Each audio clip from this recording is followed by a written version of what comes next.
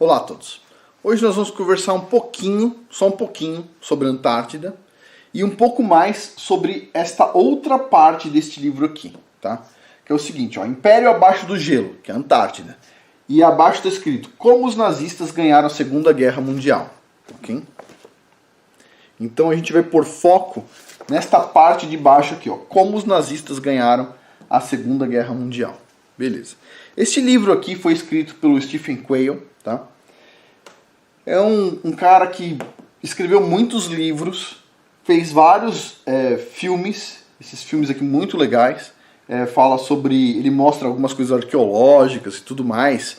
Ele sobrevoou o Grand Canyon com uma máquina de alta resolução para procurar coisas arqueológicas. É um cara bem inteligente, tem vários vídeos dele no YouTube, né?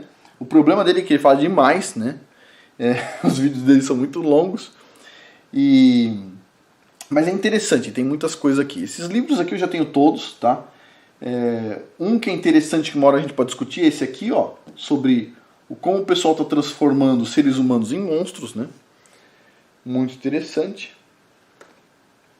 E assim, basicamente, este livro ele começa falando sobre a Operação High Jump, né, que aconteceu na Antártida, e ele vai desenrolando a história em função disso, numa linha lógica, tá? Eu não vou fazer isso aqui no vídeo, tá? Eu vou já direto pro assunto, que é o seguinte. Qual que é o problema? O problema é, ó, visão errada do mundo. Diz aqui, ó, vencemos a guerra e Hitler se matou em seu bunker. Que pessoa em sã consciência, dentro de um bunker, se mata? Se o cara quer se matar, ele se mata fora do bunker, certo? Ele não precisa ficar dentro do bunker para se matar. Não faz sentido isso, né? Mas as pessoas acreditam que o cara estava lá dentro de um bunker protegido e resolveu se matar, né? E o corpo? Cadê o corpo pra gente dar uma olhada, né? Aí só tem umas fotos meio borradas lá. Ok. E, inclusive, os soviéticos, os russos, eles não acreditaram na morte do Hitler, tá? Eles achavam que foi um complô ali do Ocidente com a Alemanha para tirar o Hitler do lugar, né? E assim, no final das contas da guerra, né? No final da guerra, sumiram vários cientistas e vários submarinos. Então, é outro ponto que os russos sempre levantam, tá? Esse aqui é uma figura aí do como é que estaria o Hitler numa foto aí sem o bigode e tal, mais careca, né?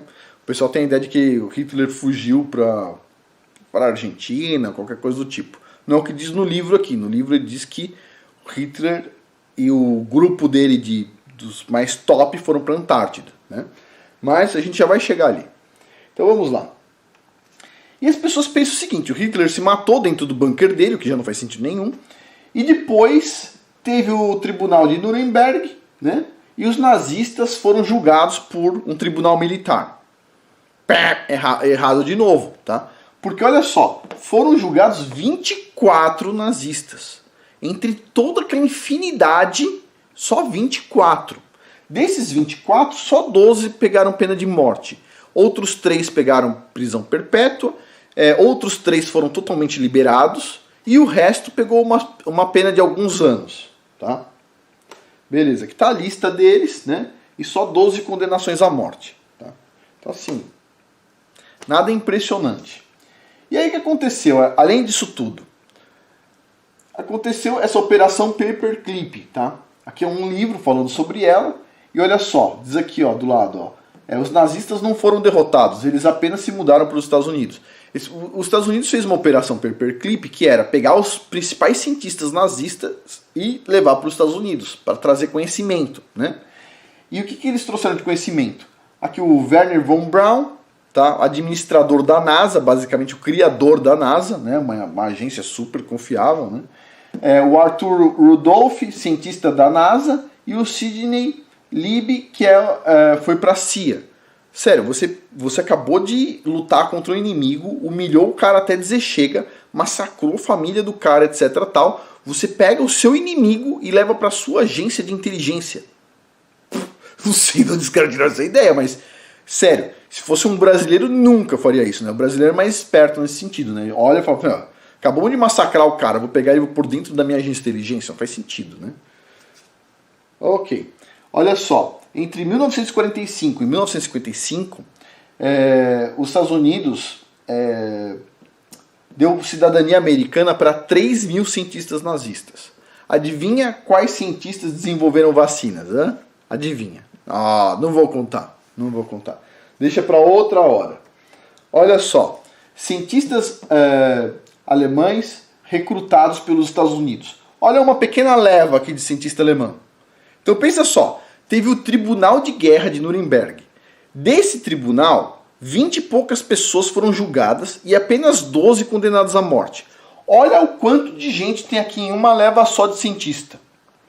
Tipo assim, todos esses caras aqui, ou boa parte deles, trabalhou com trabalho escravo de judeu, trabalhou com trabalho escravo de francês, russo. A maioria deles aqui teve a religiosidade que o Hitler colocou, que era uma religiosidade científica que pregava o darwinismo e a eugenia, tá? A gente já vai ver mais pra frente. E você vai lá, pega esses caras aqui e fala, oh, vocês são queridos aqui, pode vir, tá? Pode vir fazer vacina, desenvolver coisas aqui, foguete, né? Tudo coisa maravilhosa. Tudo bem. Olha só. Esse aqui é o administrador da NASA, que veio lá do regime nazista. Tem fotos dele do lado do Hitler. E é esse cara aqui que é o responsável por mandar foguete para a Lua. Uau, caramba, hein? Uma pessoa muito confiável, né? Aqui, ó, tá ele de novo, o Von Braun. Outro cara aqui, ó, Kurt Debus, foi o responsável por criar o Saturno V, outro cientista nazista. Tá onde esse outro aqui? NASA. A NASA foi escolhida, hein? Olha só esse outro aqui. Tá vendo esse velhinho cara de bonzinho? Cuidava do trabalho forçado das pessoas, tá? E assim, trabalho forçado, depois a gente vai ver o que é trabalho forçado, tá? Mas olha só. Foi pra onde? NASA. E este outro aqui, ó, com foguete na mão, adivinha pra onde ele foi, esse cientista nazista? Não tô tentando ofender o cara chamando de nazista. Ele realmente era do partido nazista, ok? Pra onde ele foi? NASA. Olha só que interessante. Esse outro aqui não, esse aqui foi trabalhar com câncer, tá? Mais um aqui, ó. Esse aqui foi trabalhar onde? Cientista nazista? NASA. Olha só o cara aqui que trabalhou com questão de gases mortais na Alemanha, etc. tal. Recebeu uma condecoração da Cruz de Mérito de Guerra do próprio Hitler em mãos. Olha só. Ele foi trabalhar onde? CIA. Pô, você tá de brincadeira, meu. Os caras estragaram tudo, meu. Olha só, essa aqui é uma reportagem da Forbes do ano de 2019, tá? Abril de 2019, falando, ó, mais de uma dúzia de bilionários europeus ligados a BMW, L'Oréal, Bosch, têm famílias com passados relacionados ao nazismo. Tá aqui, ó. Este cara aqui de barba aqui é o cara da Bosch, o fundador da Bosch, conversando com quem? Ó, Adolf Hitler.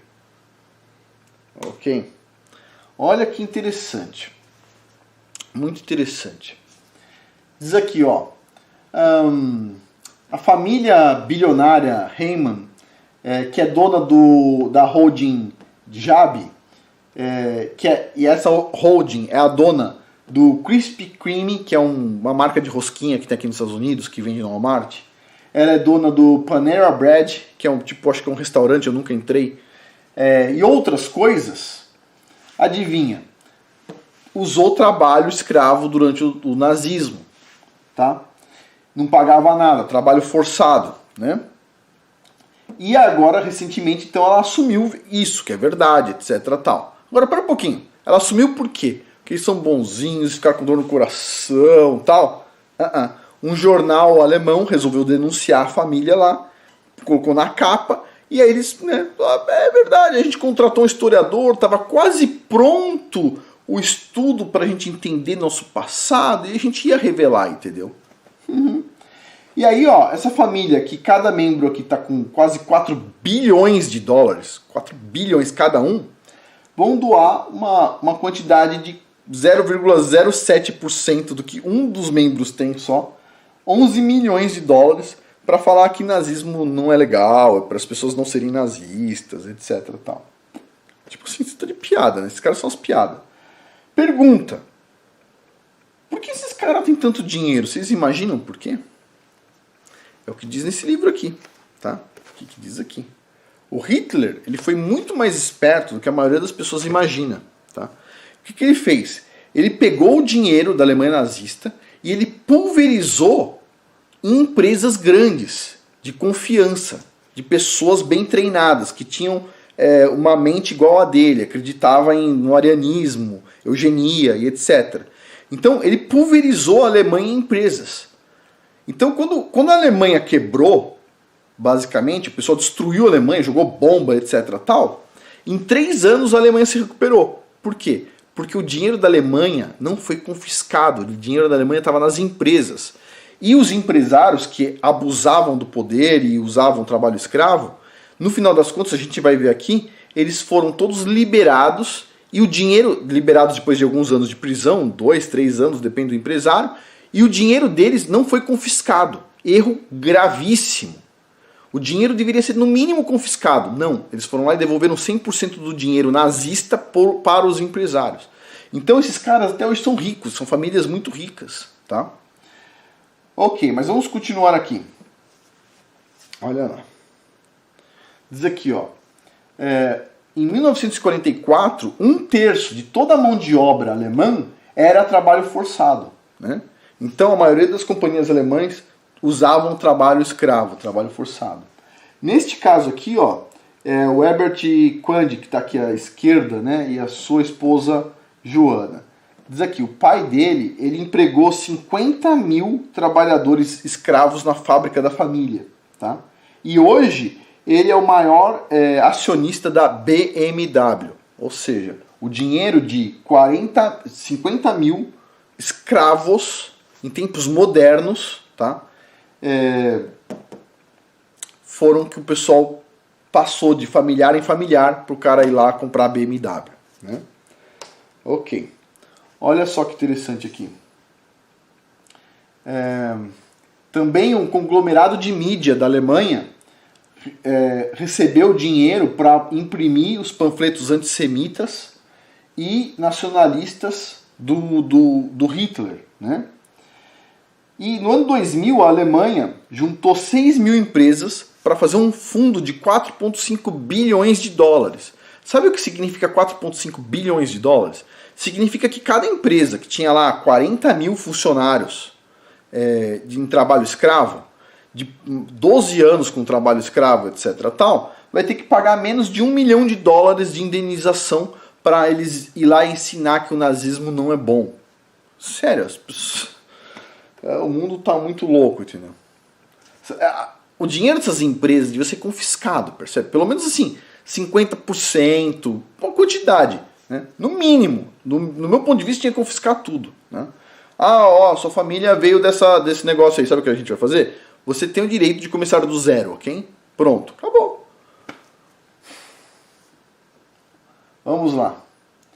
Olha só, diz aqui, alguns dos mais ativos líderes, mais ricos líderes europeus de negócio, trabalharam para os nazistas, né? Um deles escreveu isso aqui, olha só que carta bonita, ó. Olha só. Nós somos de uma família de negócios puramente ariana, há mais de 100 anos. E como donos, somos incondicionalmente seguidores da teoria da raça que o Hitler pregava, de querer matar as pessoas que têm uma raça diferente, para purificar a raça, etc. tal. Empresário falando. Muito interessante, tá? Tem um empresário, a gente vai ver acho que mais pra frente, que morreu muitas pessoas na fábrica dele e ele gostava só de empregar mulheres. Então assim, de manhã, as não sei quantas mil mulheres que eram contratadas da fábrica dele, que é contratada assim, né? 0. Recebia 0, trabalho forçado. Elas recebiam assim, ó, você trabalha e a gente não te mata. Que tal isso? Então, todo dia de manhã, as mulheres todas tinham que se juntar. Se tiver criança, pode parar um pouquinho. Não vou falar o que eles faziam com as mulheres, deixa quieto. Vou pular, vai. Pula a história. Mas, olha só. Esse aqui era o logotipo da Volkswagen em 1939, ó. E agora é o que está hoje, né? A Volkswagen tinha lá o Fusca, né? O Fusca era o menina dos olhos do Hitler, né? Tá aí, ó, no mundo inteiro hoje. Então, pera um pouquinho. O pessoal utilizou lá trabalho escravo, não sei se a Volkswagen especificamente, mas aparentemente está aqui nesse site, History Collection, né? O pessoal trabalhou naquele período todo, etc. Ganhou dinheiro dos nazistas, ficaram ricos pra caramba e a empresa não quebra. Eles vão lá e deixaram todo o dinheiro com as empresas. E essas empresas, adivinha o que elas fizeram? Elas conquistaram o mundo, basicamente. Olha só, essa empresa vocês conhecem? Hugo Boss. Hugo Boss fazia todo o uniforme nazista. Puxa vida, né? Ganhava dinheiro fazendo com trabalho escravo, trabalho forçado, de francês, russo, judeu, tudo lá na beira da morte, para fazer as roupas bonitas aí dos nazistas. E tá até hoje. Vocês sabem quantas empresas o Hugo Boss tem? 1.100 empresas no mundo. A Hugo Boss. Então, o que o Stephen Quayle está mostrando aqui é que o Hitler usou uma estratégia muito esperta. Ele pulverizou a Alemanha em empresas. Tá? A Alemanha dificilmente conseguiria entrar nos Estados Unidos, dificilmente conseguiria entrar no Brasil. Agora, as empresas alemãs, elas conseguem entrar em qualquer lugar do mundo, percebe? Ele, basicamente, fraudou o sistema. Né? Olha só, vou deixar essa reportagem para vocês lerem, se tiver interesse. Aqui, ó, Hugo Boss, ó. Mais de 1.100 empresas no mundo, ó, que o pessoal trabalhando, trabalho forçado. Foto.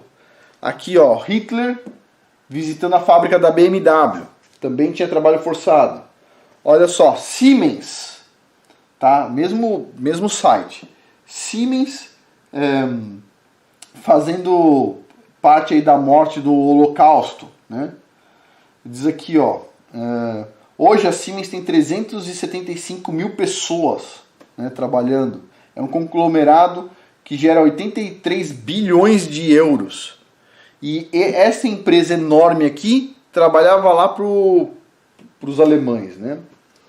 Aqui, ó, Adolf Hitler conversando com Thomas Watson, criador da IBM. Sabe as cidades inteligentes hoje, que vão cuidar de todos nós? Pois bem, quem está fazendo é a IBM. E olha para quem ele trabalhava, ó. Interessante, né? Em 2001 foi lançado um livro que se chama IBM e o Holocausto, com mais de 20 mil documentos mostrando o que a IBM fazia naquele período, né? Incluindo essas planilhas aqui para controle da SS. Né? Olha só, esta empresa aqui, ó, IG Farben, ela foi dividida em 3 empresas, tá? Uma delas é a Bayer e a outra é a BASF, tá? E elas tinham um campo de concentração próprio de trabalho forçado. Olha que interessante. O trem chegava lá com os novos funcionários deles. E a empresa, ó, tá forte até aí. Aposto que se você tivesse uma empresa naquele período, os seus filhos não iam ter chegado até aqui com a empresa. Porque as empresas quebram. Agora, essas empresas que receberam muito dinheiro do governo nazista, ó, não quebra nunca, né? Interessante. Olha só, os jovens bilionários do mundo na sombra, escondido na sombra do nazismo. Então, por exemplo, falando aqui, ó, do avô do cara trabalhava para o governo nazista fazendo armas, né? E aí tá hoje lá, ó, você olha lá, o pessoal, nossa, eu sou muito esperto. O rapaz aqui, 2 rapazes com 19 anos e 2 bilhões de dólares. Adivinha da onde veio esses 2 bilhões de dólares? Veio do vovô, aqui em cima. Impressionante, tá?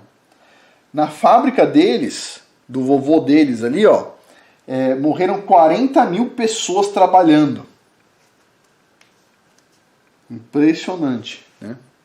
E ao invés do pessoal confiscar o dinheiro do vovô dele, no tribunal de Nuremberg, o que o pessoal fez?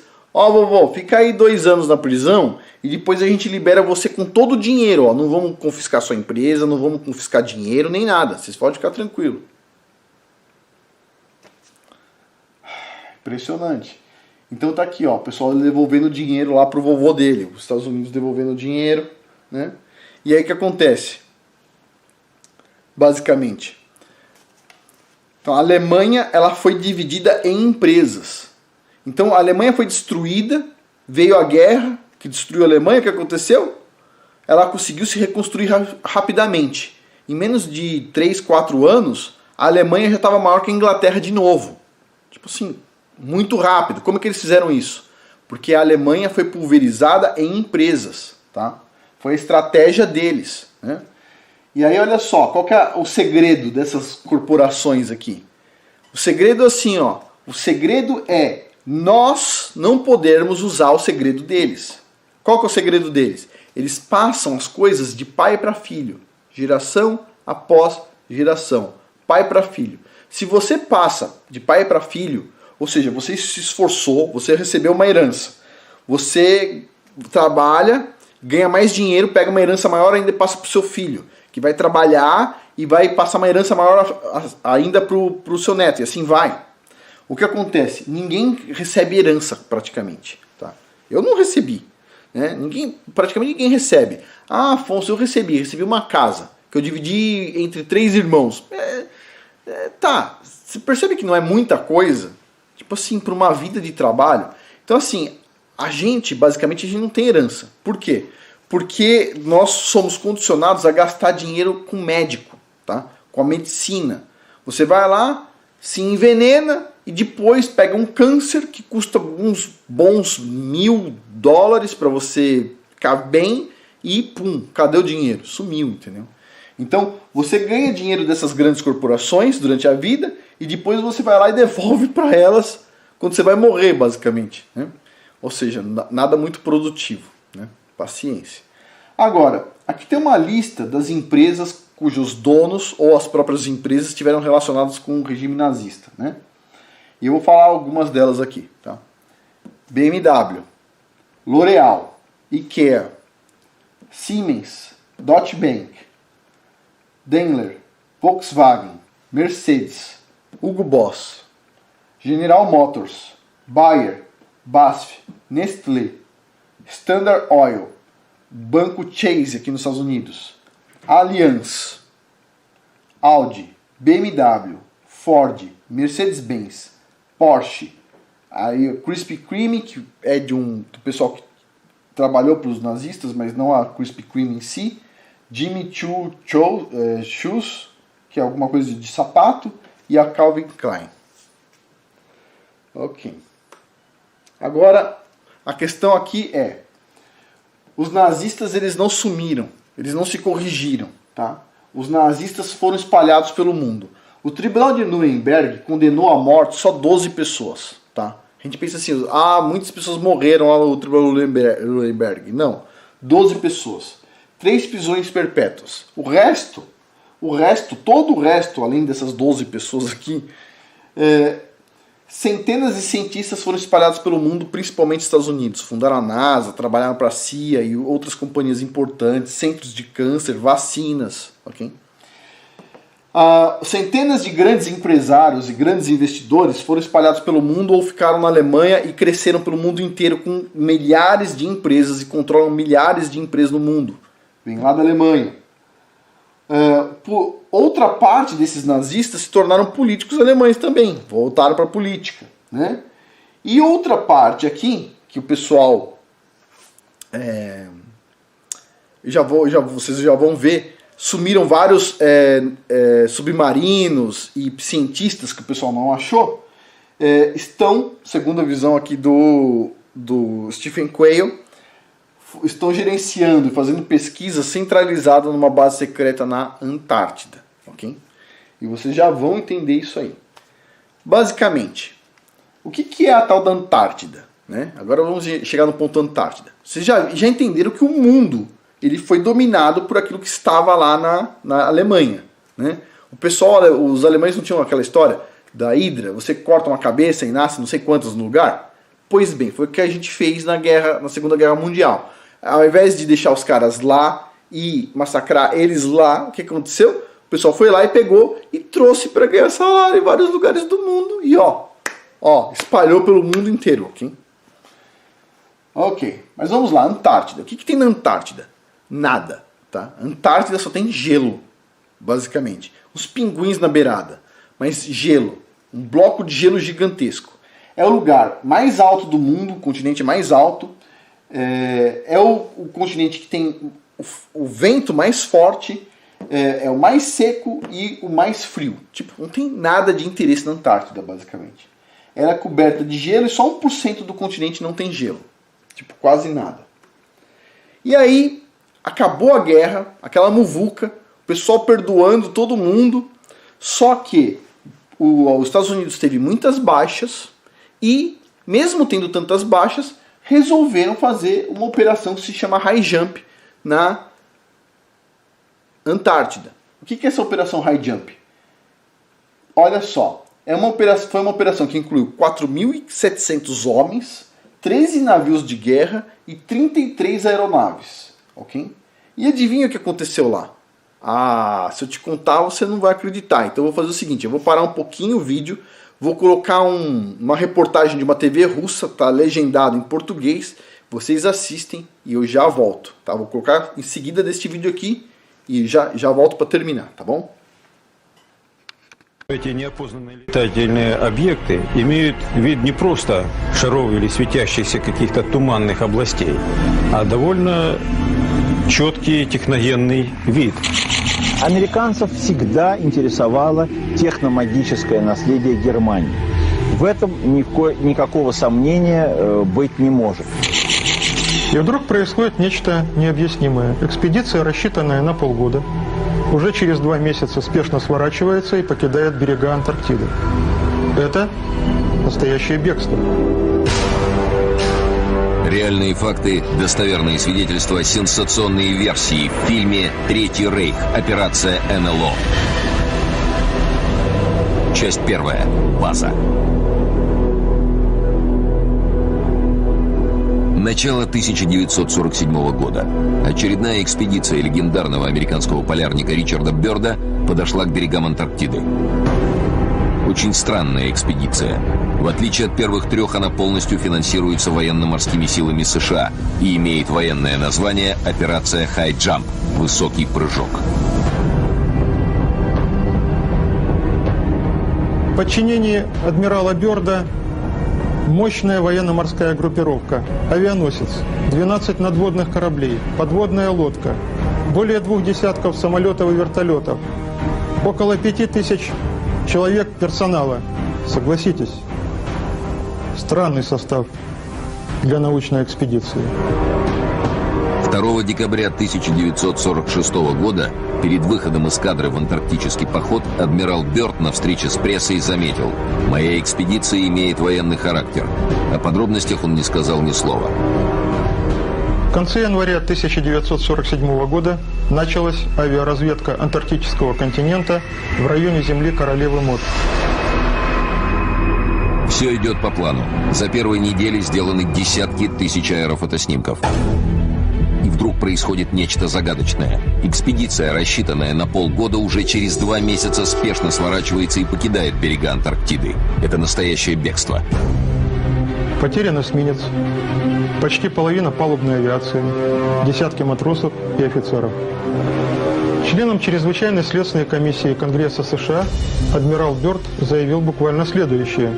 В случае новой войны Америка может подвергнуться атаке врага, обладающего способностью летать с одного полюса на другой с невероятной скоростью.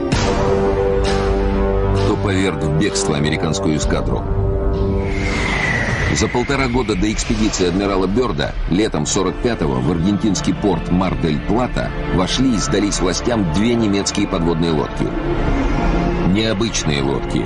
Лодки из состава так называемого конвоя фюрера. Это сверхсекретное соединение выполняло задачи, подробности которых до сих пор остаются в глубокой тайне. Экипажи подлодок показания давали неохотно. И все-таки американцам удалось кое-что узнать. Так командир У-530 рассказал о своем участии в операции под кодовым названием «Валькирия-2». За 3 недели до конца войны подводная лодка У-530 вышла из Киля и взяла курс на Антарктиду. На борту подводной лодки находились пассажиры, лица которых были закрыты повязками, а также реликвии Третьего Рейха. Командир другой лодки, У-977, Хайнц Шефер, показал, что немного позднее повторил этот же маршрут. Выяснилось также, что немецкие подлодки неоднократно ходили в Антарктиду. Но почему именно туда? Антарктида. В 1820 году ее открыли русские мореплаватели Беллинсгаузен и Лазарев. С тех пор этот загадочный континент, по площади превышающий Европу, как магнитом притягивает к себе исследователей. Однако отвесные, высотой в десятки метров ледяные берега долгое время делают материк неприступным. Еще целое столетие об Антарктиде почти ничего не известно. На карты нанесены лишь береговые линии.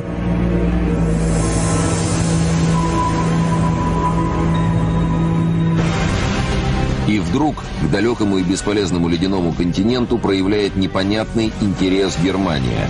На изучение Антарктиды выделены огромные средства. В конце 30-х годов организованы 2 научно-исследовательских экспедиции. И это перед войной, готовые разразиться со дня на день.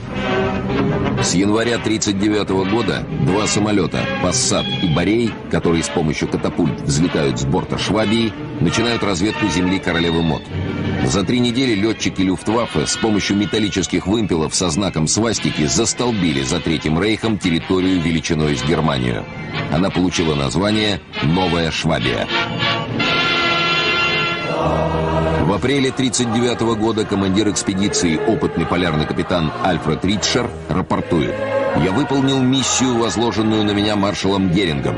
Впервые германские самолеты пролетели над антарктическим континентом. Каждые 25 километров наши самолеты сбрасывали вымпелы.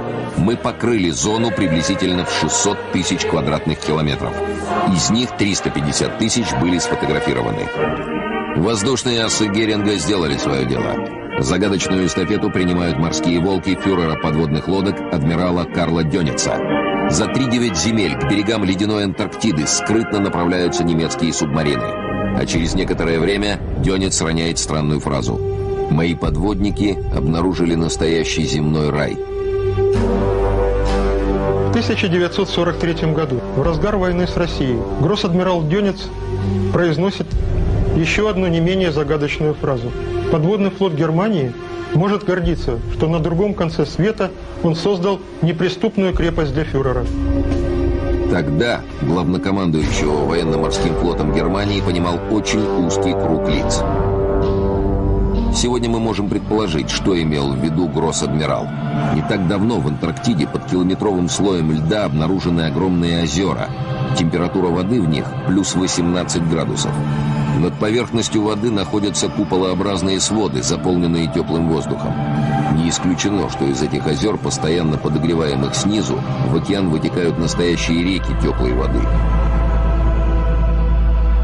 За тысячи лет они могли создать подо льдом и под землей огромные туннели, вполне пригодные для устройства тайных баз. Со стороны океана, поднырнув под прибрежными льдами, туда может спокойно зайти любая подводная лодка. Вот вам и готовая база. Без штормов и полярных холодов. Абсолютно скрытая от постороннего глаза. Вне досягаемости для любого противника. Если бы немцы решили разместить какие-то секретные базы, создать, или секретные зоны, которые как бы имели статус экстерриториальности, то полярные зоны, в том числе Антарктида, была совершенно естественным районом нахождения подобного рода баз или анклавов. Судя по обнаруженным документам и воспоминаниям участников событий, нацисты на самом деле создавали в Антарктиде сверхсекретную базу. Она носила кодовое название «База 211». Уже с начала 1939 года между Антарктидой и Германией начинаются регулярные рейсы специально переоборудованного исследовательского судна «Швабия». На землю Королевы Мод перевозится горнопроходческое оборудование и другая техника, в том числе рельсовые дороги, вагонетки и огромные фрезы для проходки тоннелей. Туда же прибывают ученые, инженеры, высококвалифицированные рабочие. Для чего Германии была нужна столь удаленная база? Предположения высказываются разные. Одни полагают, что с ее помощью немцы хотели контролировать Южные моря. Другие считают, что Германию привлекали полезные ископаемые Антарктиды, особенно уран, без которого невозможно создание сверхоружия. А кто-то утверждает, что на случай проигрыша в войне в Антарктиде готовилось убежище для элиты Третьего Рейха. И что якобы уже с 1942 года в Новую Швабию началась переброска ее будущих жителей. Не только ученых и специалистов, но и представителей нацистской партии и государства. И что туда же из Германии переносятся некие секретные производства.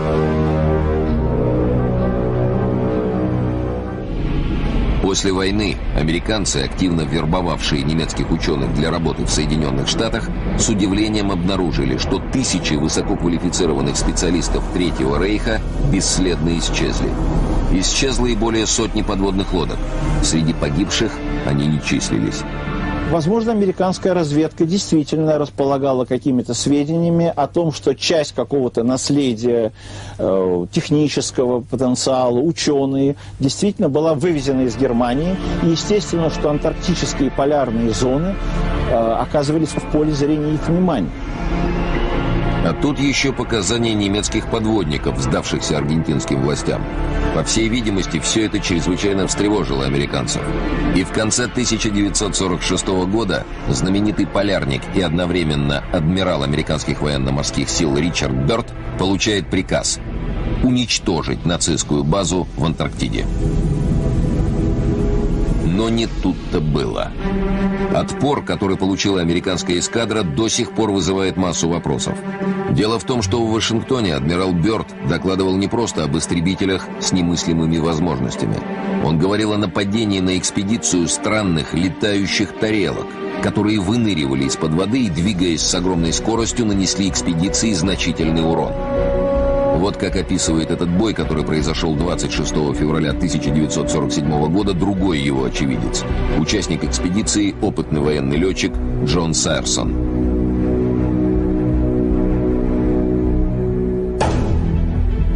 Они выскакивали из-под воды, как угорелые, и проскальзывали буквально между мачтами кораблей с такой скоростью, что потоками возмущенного воздуха рвало радиоантенны. Несколько корсаров успели взлететь с Касабланки.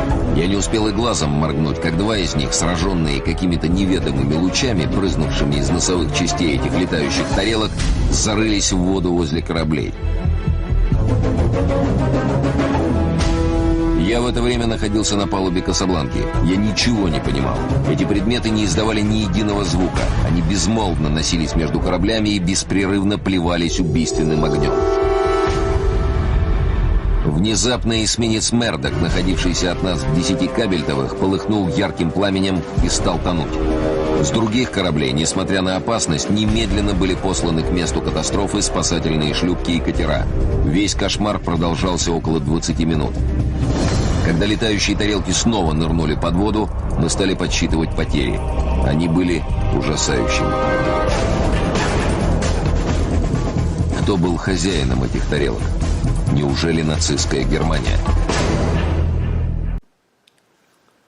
Ok. Então vocês já viram que o pessoal foi pra lá e tomou um couro, né? Tomou um couro do quê? De quem? Dessa tecnologia aqui, ó. Beleza, os discos. Esses discos, eles já estavam sendo testados lá na Alemanha, certo? Ok. E o próprio almirante Byrd, o que ele fala?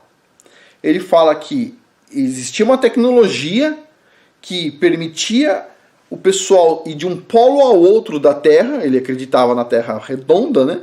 Ou seja, daria para atravessar a Terra, a autonomia do negócio, e era uma aeronave muito rápida, né? E que os Estados Unidos não estava mais seguro, né? Que os limites do mundo agora, os Estados Unidos estava isolado porque tem oceano dos dois lados, mas agora não. Então ele foi cauteloso, ficou preocupado. E em seguida, o pessoal se juntou lá, vários países, e fizeram o Tratado da Antártida. Quando? No meio da Guerra Fria. No meio da Guerra Fria, os Estados Unidos sentou junto com a Rússia e os dois entraram num acordo. Esquisito, né? Beleza. Eu vou falar sobre algumas coisinhas desse livro aqui. É um livro bem de criança, tá? Mas tá aqui, tem em português, vocês podem baixar eles, né? E tem um monte de ilustração de criança. Tudo que é mal, o pessoal põe ilustração de criança, já percebeu? É para mostrar que é bom, né? Impressionante. E esse livrinho foi escrito por esses dois aqui, que são da Fundação da Boa Governança de Espaços Internacionais. Espera um pouquinho. Da onde que é essa fundação? Vocês vão ver aqui, ó, Inglaterra. Para a Inglaterra, por algum motivo, o Tratado da Antártida é super importante, tá? Não sei se vocês sabem, a rainha da Inglaterra é casada, né?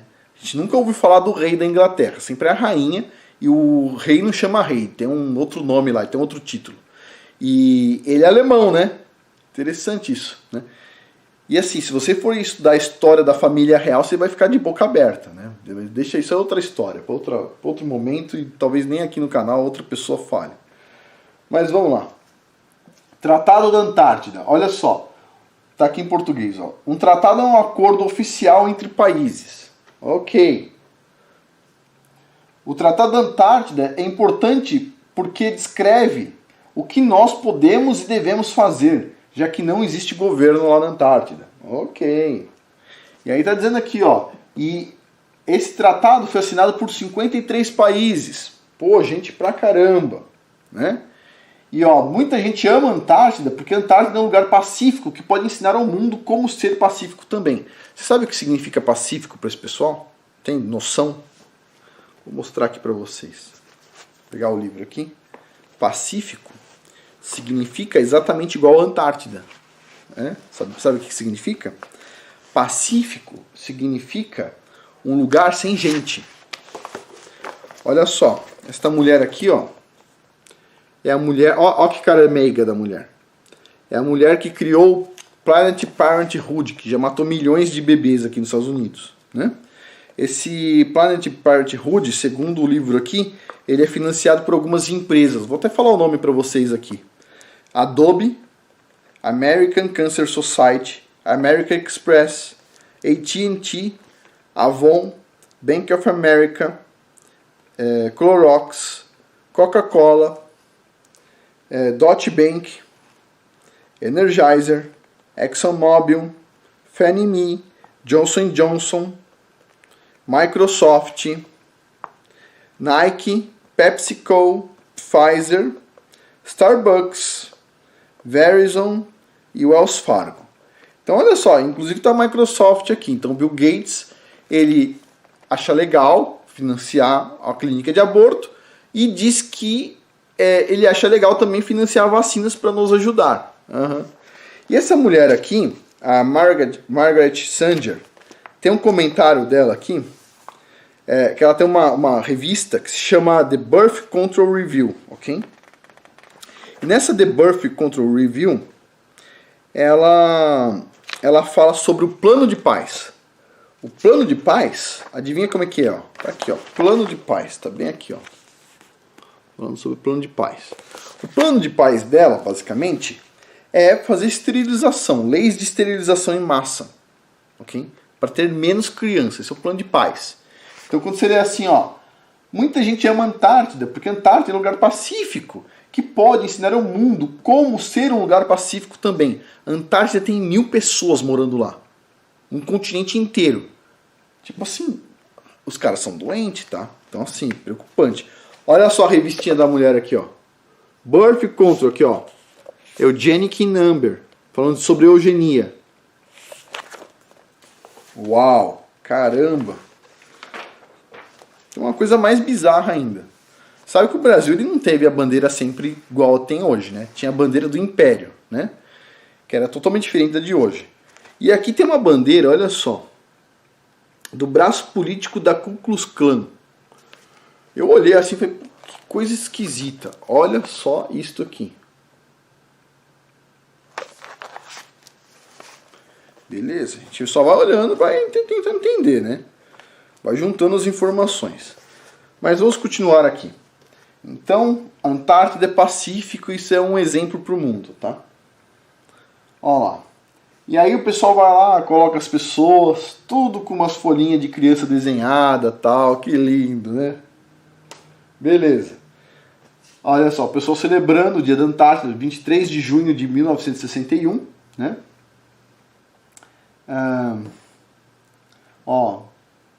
This Day in Global Gov. Significa que esse dia no governo global, uma coisa que foi aprovada por vários países, né? Incluindo esses dois países. Os dois brigando, em tese, quebrando pau, no meio da Guerra Fria, e resolveram se sentar juntos harmoniosamente para assinar o Tratado da Antártida, né? Que foi assinado por vários países depois, incluindo o Brasil, que está aqui, ó. Tá? Aqui eles fazem reuniões várias vezes, não sei se anual ou se mais do que uma vez por ano. Aqui no caso no Brasil, ó, Tratado da Antártida, né? Reunião consultiva, né? Ok, feito em Brasília, 2014. Tá? E olha só, que tem um livro, ó, Tratado da Antártida, e aqui tem uma moeda de 2009, tá, recente, sobre território britânico na Antártida e uma série de selos. Se você for ver, todo mundo dá valor. O pessoal da Inglaterra faz moedas falando do Tratado da Antártida, né? Os selos, né? Estados Unidos também, Nova Zelândia, Austrália fazendo selo, Espanha, Inglaterra, um monte de selos aí. Vou fazer uma pergunta para você. Esses países acham que é muito importante, eles fazem selos, o próprio Brasil faz reunião do Tratado da Antártida, o pessoal faz moeda, né? Você aprendeu sobre o Tratado da Antártida na escola? Espera um pouquinho, isso é importante, né? Os caras estão gastando dinheiro, fazendo coisa, etc. Tal. Você já ouviu falar? Impressionante. Olha só isso aqui, ó. Nunca na história um tratado envolvendo 53 países, onde todos eles concordam em proteger uma parede de gelo. Sério, 53 países se juntam e falam, a gente vai investir dinheiro para cuidar dessa parede de gelo. Você está de brincadeira comigo, né? Isso é uma piada, né? Não, não é uma piada. Isso aqui é o Tratado da Antártida. Tá? Então, olha lá, Tratado da Antártida. Antártida é uma reserva natural para paz e ciência, né? Ok. A verdade o que ele está falando aqui, na verdade, o que está especulando aqui, é que na Antártida, por baixo do gelo, tem um rio quente, tá? Que abriu uma cavidade no gelo, que chega até o continente, a parte dura do continente, o gelo fica em cima, é um lugar que é relativamente quente, protege dos ventos e tudo mais, e o pessoal montou uma cidade ali, tá? É essa visão que o Stephen Quayle tem.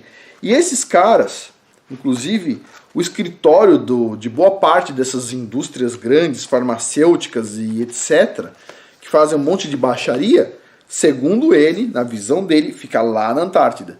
E é por isso que o Almirante Byrd tomou um couro lá na Antártida, né? Porque vem a pergunta, se ele chegou lá com navio, avião e tudo mais, chegou pronto para destruir a base que tinha lá, como é que ele tomou um pau, né? Quem deu um pau nele? Uma pergunta, né? Agora, vou tentar resumir um pouco aqui. Tudo isso traz uma coisa bíblica pra gente, tá? Às vezes a gente fica um pouco desapontado, a gente fala assim, o mundo está muito mal, né? Mas a verdade se nós não seguimos a Bíblia, tá? Nós recebemos, de certa forma, maldições, tá? O termo é esse, maldições. Essas maldições, o que implica? Implica de nós tomarmos uma chicotada. Se essa chicotada está vindo de um árabe, como já foi no passado, de um persa, como já foi no passado, ou de um nazista, ou de não sei o quê, o que a gente tem que fazer? A gente tem que voltar para o caminho correto que diz a Bíblia. Quando nós estamos no caminho correto, o que acontece? Nós estamos vestidos com uma armadura. Essa armadura não vai permitir a chicotada chegar na gente. Quando a gente peca, a gente perde a armadura, né? Então a gente tem que voltar a se endireitar, tá? Então a Bíblia é um fator importante. Então ponto número 1. Ah, o mundo é horrível. É horrível, mas se você seguir a Torá, você seguir a Bíblia, tá? O Antigo Testamento e o Novo, você vai estar protegido contra essas coisas. Ponto. Né? Nós somos interrompidos, então só concluindo. Outra coisa que a gente aprende de tudo isso, né? É que muitas vezes a gente fica com dó das pessoas e no final das contas o que aconteceu com os aliados que tiveram dó dos nazistas, dos empresários nazistas? Bom, agora os empresários nazistas ou outras organizações nazistas, não estou falando de todas elas, com certeza, né? Mas muitas delas ou algumas delas fazem o quê? Estão contaminando o mundo inteiro, né? Com ideologias, com eugenia, com tantas coisas que são negativas. Então, assim, o sentimento de dó é um sentimento que a gente não deve ter, tá? A gente deve fazer uma coisa porque é certa ou errada, tá? No caso, por exemplo, eles pegaram os empresários nazistas que ganharam dinheiro com trabalho escravo e fizeram o que com o dinheiro deles? Devolveram para eles. O que era o certo? Era pegar cada um daquelas pessoas que foram liberadas no campo de concentração, catalogar elas e pegar todo o dinheiro desses caras e dar para elas, porque elas trabalharam, elas deveriam ter ganhado aquele dinheiro, certo? Mas não fizeram isso. Não, fica com o dinheiro aí. E aí é o que acontece? Deu errado para todo mundo. Outra coisa, questão dos discos voadores. Ah, Afonso, existem aliens, etc. tal. Não existem aliens, tá? Tá bem claro nesse livro aqui que essa tecnologia já era bem conhecida na época do Hitler. Era como se fosse um sino. Só faltou colocar a parte lateral. E são grandes esses discos, né? E basicamente o que ele está colocando aqui no livro é que esses discos voadores eles vêm da Antártida, tá? Vêm da base do que ele considera ser dos nazistas, né? Ok, esse é outro ponto. E o outro ponto ainda que a gente precisa discutir mais é sobre a Antártida. Mas a Antártida, sim, eu vou pegar as coisas de terra plana, vou tentar entender um pouco mais e depois eu coloco lá no Patreon, mas não agora. Talvez um pouco mais para frente, tem muita coisa para conversar ainda. Agora, mais uma coisa. A gente tem que ficar atento, porque tudo isso aqui é importante? Porque vocês me escutaram até aqui. O que você pode aprender para você? Número 1, a gente tem que seguir a Bíblia para não ter problema com essas pessoas más. Número 2, essas pessoas elas têm uma estratégia, tá? Essa estratégia é tentar tirar nosso dinheiro, muitas vezes através de doenças, reduzindo a nossa saúde, de forma que a gente fica num ciclo onde os nossos familiares não conseguem crescer, né? A gente não consegue passar herança para frente, né? Porque eles basicamente estão tentando roubar tudo através de doenças. Então a gente precisa ficar atento com isso e precisa ficar atento com qual forma eles nos contaminam, né? Tem várias formas, pode ser comida, pode ser qualquer coisa, uma coisa injetável, qualquer coisa. Então a gente tem que ficar atento com isso, né? Eu acho que é esse o aprendizado que a gente tem que tirar, tá? Tentar seguir a Bíblia para conseguir mais proteção e tomar cuidado com formas de contaminação que podem estar tentando nos contaminar, tá bom? Basicamente é isso. Por hoje é isso. Muito obrigado a todos aí pela paciência. Até mais.